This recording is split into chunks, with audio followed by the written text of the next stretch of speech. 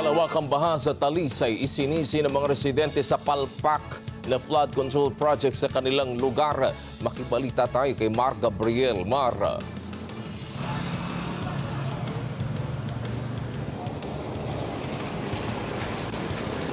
Yes, Wedge, yung palpak nga daw na flood control dito sa Talisay, yung sinisisi ng mga residente kung bakit naging matindi yung epekto ng pagbaha dito sa kanilang lugar. Libo-libong residente nga, Wedge, ang apektado nitong malawakang pagbaha dito sa lungsod ng Talisay sa Cebu.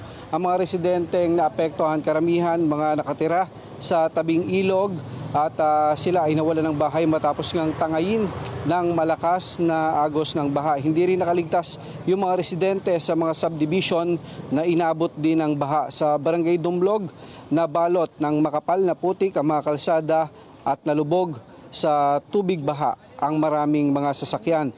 Isinisi ng mga residente sa matinding pagbaha sa palpak na flood control project. Ayon sa residenteng si Elmer Cañete, sa isang dekada niya raw na nakatira sa lugar, ngayon niya lang naranasan ang ganito katinding baha kasunod ng buhos ng ulan dala ng bagyong Tino. Pero kung maayos daw sana ang flood control project, kahit paano ay napigilan ang matinding pinsala ng baha. Mabuti na lang daw at maagang nag-abiso ang LGU kaya nakalikas sa mga residente bago pa tuluyang lumagpas sa bubong ang tubig baha.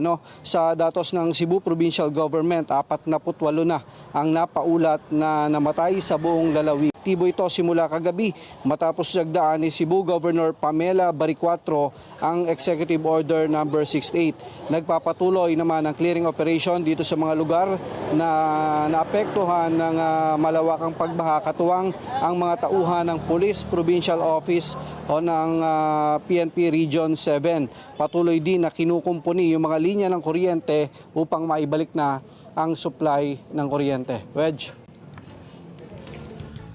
Marso, sa sitwasyon ngayon dyan, kamusta yung ating mga kababayan? Naglilimas na ba ng kanilang mga gamit na naapektuhan ng baha?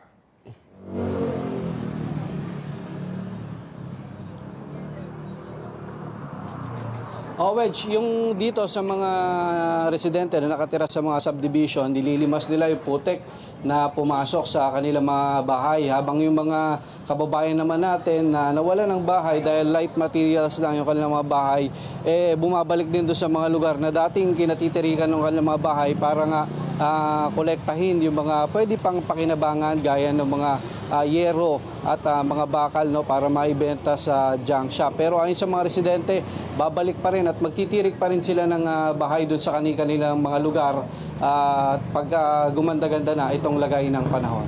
Wedge. Alright, maraming salamat Mar Gabriel. Mag-ingat kayo dyan.